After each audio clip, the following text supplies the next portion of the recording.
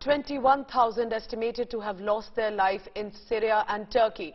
With the epicenter in Turkey, remember the death and destruction and despair that's followed, but it's also, of course, about hope. The few survivors who the rescue personnel have been able to bring out, specifically children. So these rescue operations, however, have entered into 5th day. This, remember, means time is running out. It's a freezing weather in Turkey right now. There has been rainfall also reported in some areas. And therefore, after that 72 hours, time is running out. Rescue personnel are trying to bring out as many as possible. Some homes reduced to dust. Survivors are either in hospitals or a car as their new home for now. Turkey's President Recep Erdogan has meanwhile urged residents to keep their patience and has pledged that he will be able to rebuild shattered towns and cities within 1 year. But it is clearly a humanitarian crisis. Look at this, how children after days are being pulled out. Many are still missing. All of this, remember, is a concrete wreckage. India today is not depending on secondary sources. We have our very own Gaurav Sawant there on the ground in Turkey to bring us the latest. But look at the devastation. It's absolutely heartbreaking. These were once flourishing towns and cities. Today, these cities have been flattened completely. But it is this hope of a child being brought out when these rescue personnel, who must be clearly tired by now, exhausted, but they all erupt in cheer. You're also looking at the Indian teams that clearly stand. India stands firmly with Turkey and Syria right now. We have sent aid, trained security personnel, advanced drilling equipment to drill through this concrete wreckage, and Indian Army, NDRF, and equipment not just to Turkey, but also to Syria. So Secretary Blinken thought it was important to pick up the phone to his foreign minister counterpart now for the second time in nearly as many days to have a conversation with the foreign minister about what his government was in need of, how the United States could continue to be a partner in this effort, and how we could actually redouble our support for efforts on both sides of the border, the efforts that our Turkish allies are undertaking and the efforts to save and to help the people of Syria ultimately rebuild. A center of solidarity is now an epicenter of suffering. People are facing nightmare on top of nightmare, and the United Nations has done its best to race to respond. We are deploying disaster assessment experts, coordinating search and rescue teams, providing emergency relief, food, medical supplies, thermal blankets, and other life-saving items. And we are committed to do much more. Let's go on the ground live now, because India Today's Gaurav Sawant has been getting us all possible updates. Remember, it's not an easy location to be in. He's been sending us different voices from hospitals, from survivors and destruction. Gaurav, over to you now.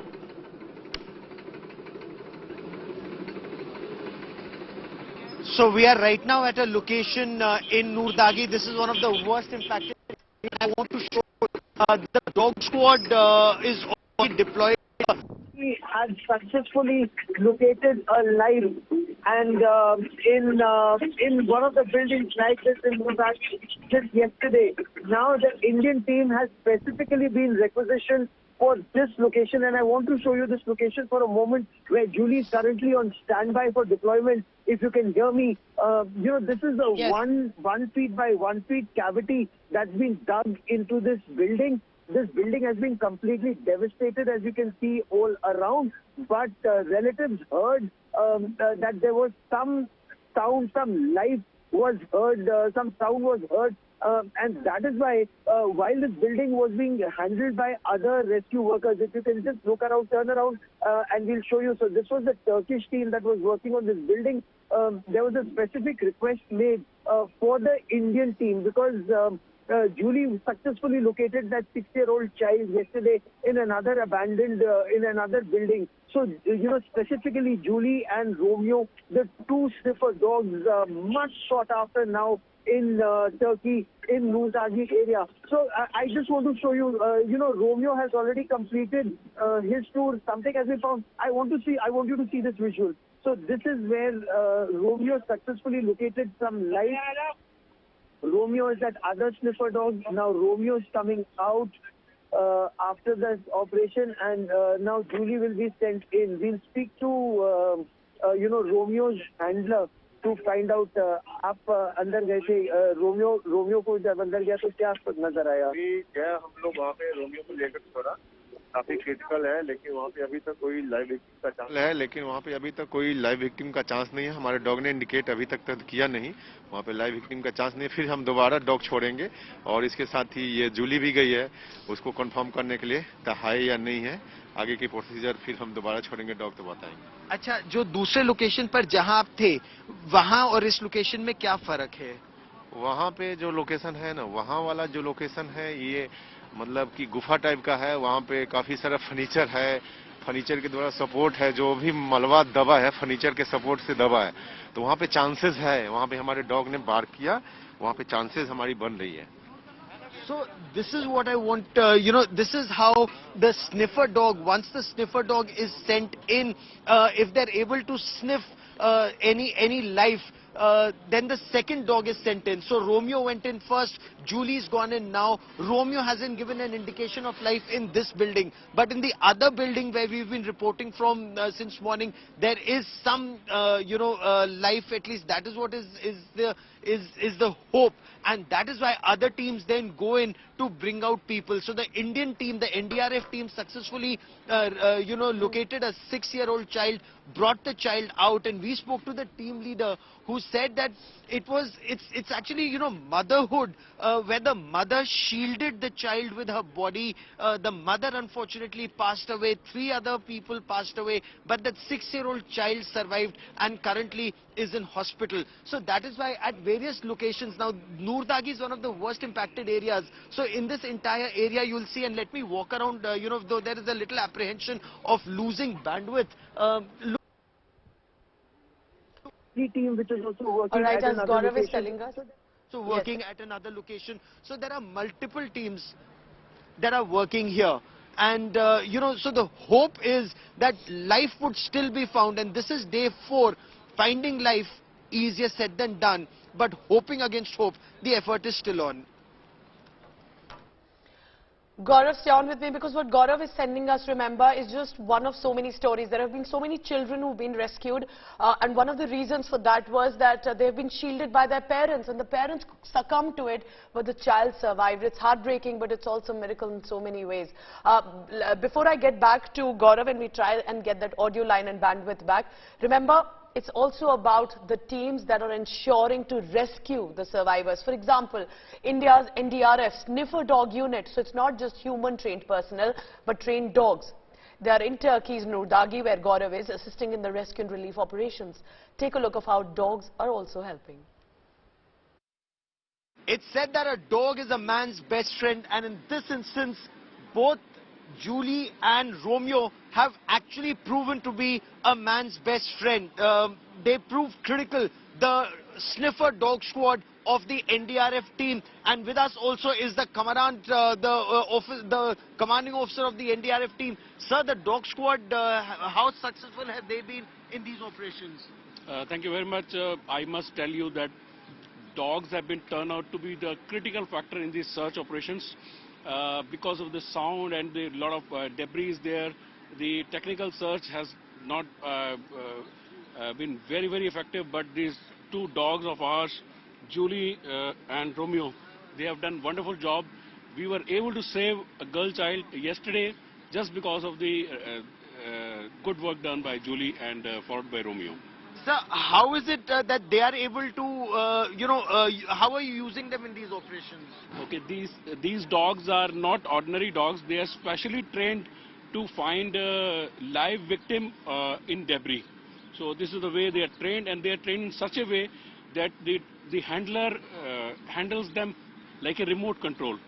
So he remains at a distance, and these dogs, they go inside the debris, risking their lives, and whenever they found a person who is alive, if the person is dead, they are not responding, but if the person is alive, they are barking and they are indicating to their handler that there is a possibility of the live victim inside the debris.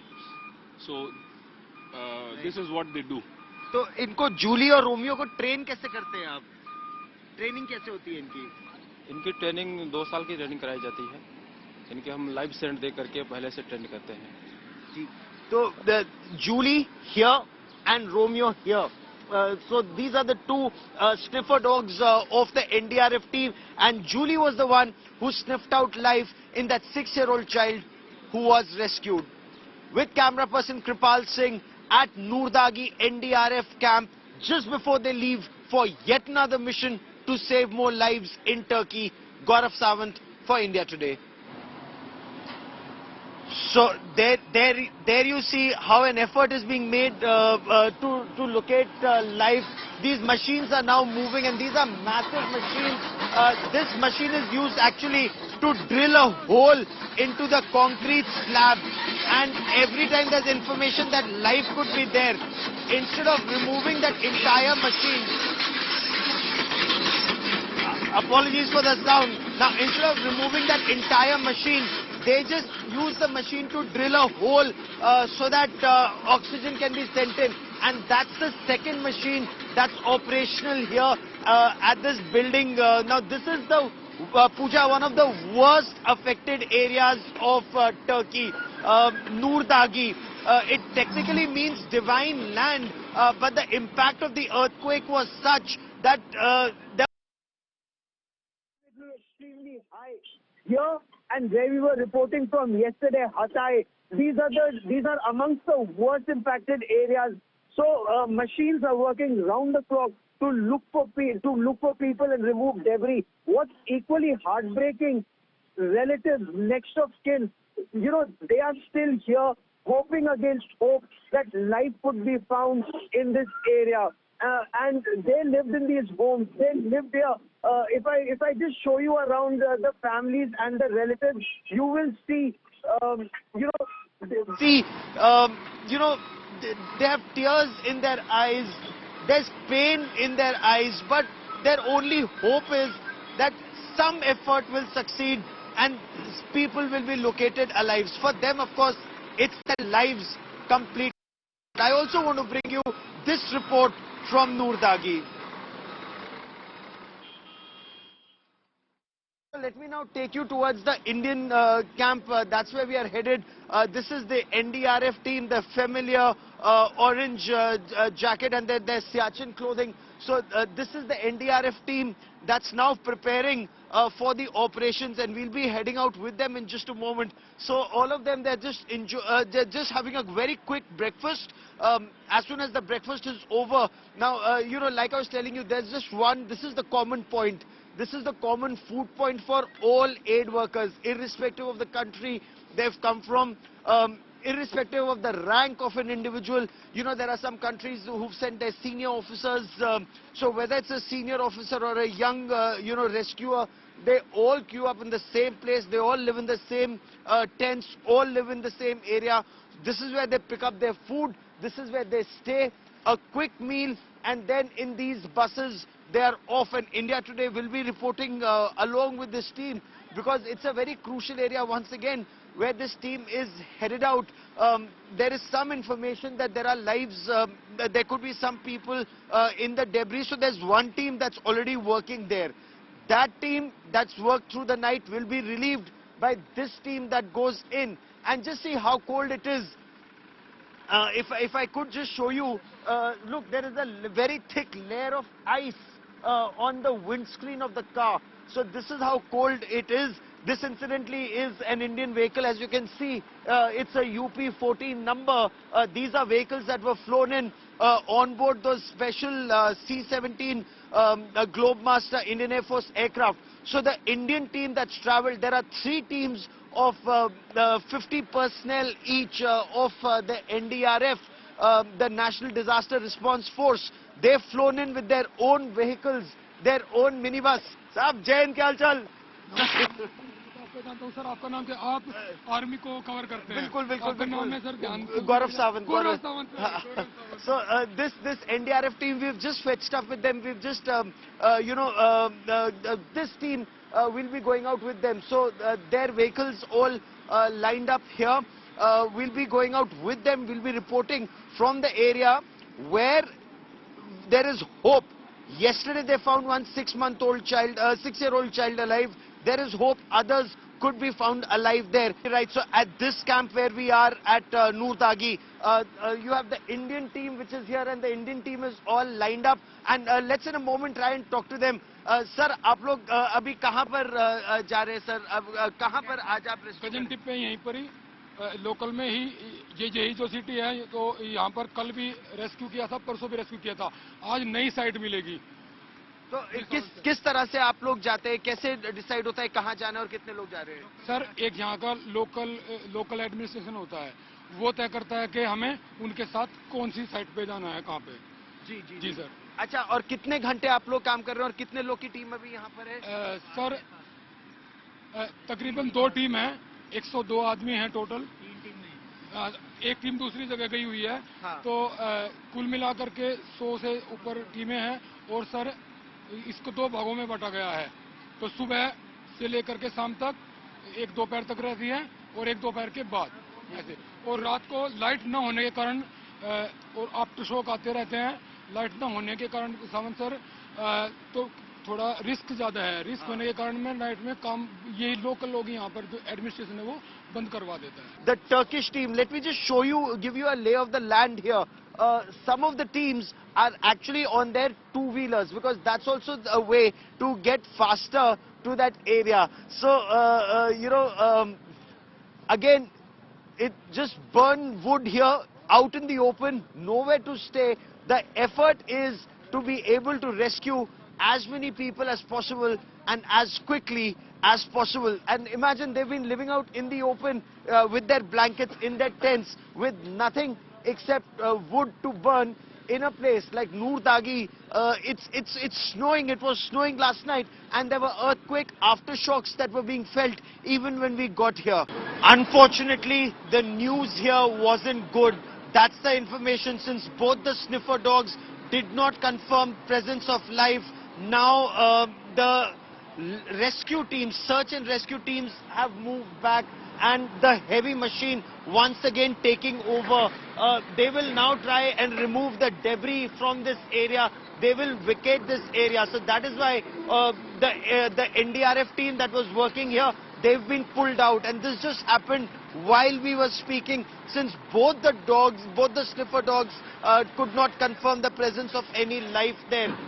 This was also confirmed by the mechanisms that were being used. Now, those are the 2 mechanisms that are used, and after that, now the debris is being removed. Now, this also is very heartbreaking for the families. I want to show you for a moment. There is nothing but pain that's visible on their faces. They were hoping against hope, standing here in sub-zero temperature, hoping that there would be some news that will emerge from the rubble here. Look around. So there are relatives, there are friends, there are those who stayed in these homes and now they are homeless. This incidentally is a very upscale locality in Noor Dagi. This is where the wealthy in Noor Dagi stayed at one point of time, but all that remains of those 4-bedroom and 3-bedroom homes now is just rubble. Sir, just rubble. Sir, क्या दोनों ने कुछ confirm किया, जूली और Romeo ने? यहाँ पे कोई तो कंफर्म नहीं किया, आगे वाला साइड में किया था। तो और दोनों ने यहाँ कंफर्मेशन? हाँ, दोनों में कंफर्मेशन किया है। तो अब ये कंफर्म है कि फिर यहाँ पर नहीं होगा? यहाँ पर तो नहीं है, लेकिन पिछले वाले साइड में दोनों कंफर्मेशन इंडिकेशन दिया है, यहाँ पे विक्टिम होने की संभावना है। So, thank you.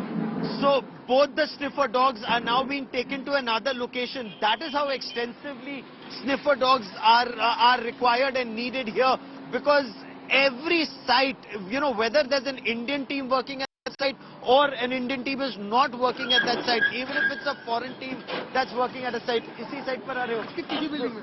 पीछे वाली बिल्डिंग में. So, this is the NDRF team that's now being called to another location, and they are that life could be there. Why does it happen like that? It's a process. The authorities here, the Turkish authorities decide where a team is required. Then the team is independently given that site to operate on. Once they decide whether some work is required there or not, once the teams vacate. So, for example, this is the Indian site. Next to it was the Israeli site. And since there are so many buildings here that are completely destroyed, all teams are working side by side. All teams are working side by side, working with each other. In a way, nobody sees nationality here. Nobody. One human being is helping another human being because the humans, they require help at this stage. That's the way operations are being carried here. Members of more than 50 countries living together and working together. That is what Turkey is. That is what Turkey is as on date. It's humanity that's coming together in Turkey. That is what is visible. Again, look at how emotions just emerge. Look at how emotions just emerge as workers, weak people. Information about life in some area or their effort, whether it's successful in some area. So that is what is happening right now. We were at the Indian Army hospital late yesterday. Barely 24 hours, that hospital is up and running. We bring you this report.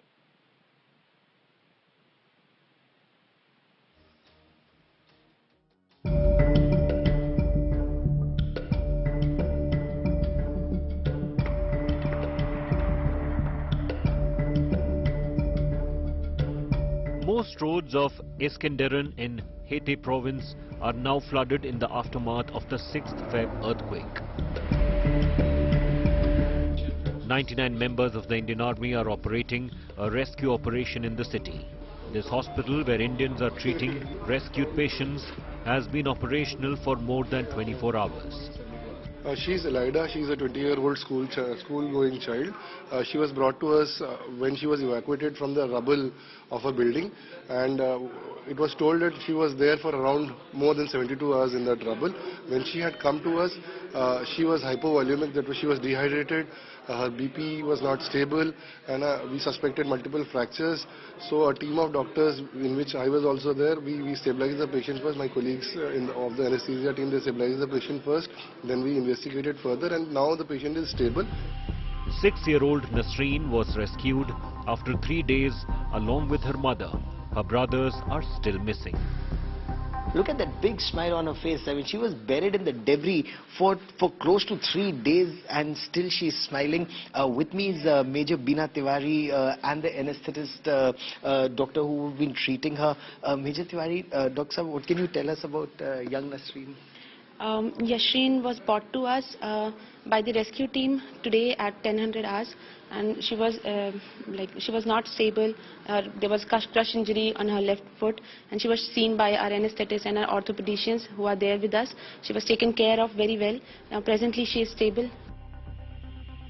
More than 350 kilometers from Iskenderun in Cappadocia, an Indian businessman has opened the doors of his restaurants for Quake victims. Dipendra has been in Turkey for more than a decade now. At this hour of natural calamity, he too is doing his bit. जो earthquake से पीड़ित हैं उन लोग के लिए हम लोग खाने का अरेंज कर रहे हैं और सब हमारे होटल में रुके हुए हैं और होटल में हमने फ्री अकोमोडेशन दिया है और उसके बाद अभी खाने के लिए रेस्टोरेंट लेके आए हैं। ये खाने की प्रिपरेशन चल रही है। India has been one of the first countries to send its rescue teams to Turkey as soon as it was shocked by the massive tremors on Monday. Standing shoulder to shoulder with other international rescue teams, Indians are now working hard to rebuild this traumatized land. With Gaurav, Sawant and Kirpal Singh from Turkey, Bureau Report, India Today. Right now, the top administrative officer of this region of Noortagi has come and is interacting with the rescue workers, also with those who've been impacted by this earthquake, and trying to reassure people that all effort is being made to find relatives, find next. So all these vehicles and the Uzman is a special security force of the Turkish army. So this force is also now being deployed to ensure that there is no untoward incidents because now tempers in some instances are running high because people want faster work. It's a race against time. This is already day 4 if no lives are found now, it may just be too late. So they want, if there aren't enough aid workers, people say, let us go in and look for people. But in this place, aftershocks are still being felt. Aftershock of the earthquake still being felt. And sometimes since these buildings, I mean, just look around. This is so dodgy that standing next to it is also very dangerous. So the moment there's an aftershock that's felt, people are asked to move away because, well, the death toll unfortunately is rising every day as more bodies are located here in Turkey and in adjoining Syria. So that is why barriers like this are being created. No one except those who live here are being permitted beyond barriers where a rescue operation is being undertaken. So right now, when the Indian team has cleared an area and no life has been found, now the Turkish team moves in on how will the rubble be removed, because search and rescue, one part of the operation, rubble being removed is the other part of the operation. So very scientifically, once an area has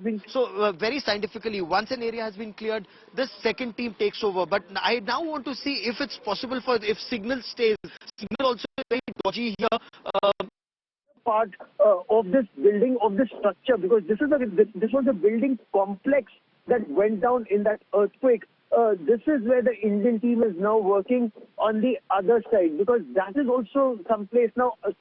How do people get to know? They just say, we heard some sound. The moment they say we heard some sound, everyone rushes there in an attempt to try and rescue people who may be trapped inside.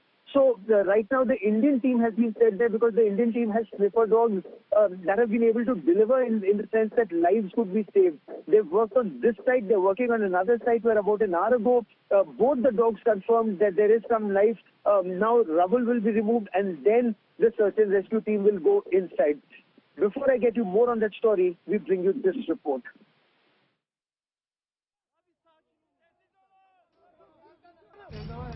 Looking out from under a pile of brick and concrete, Abdulalim Mueni is weak as he waves his hand at his rescuers. He's been trapped for 2 days, and right next to him is his wife. She hasn't made it.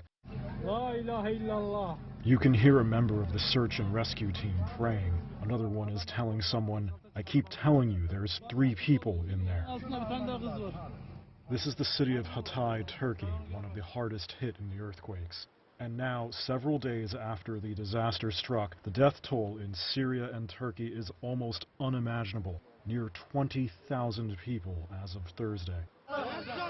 But this many days later, the chances of finding more survivors may also be falling. Scenes like this baby and family of 4 rescued after 65 hours, or this dog, will become more rare. And the uncertain future for the survivors is coming further to the front.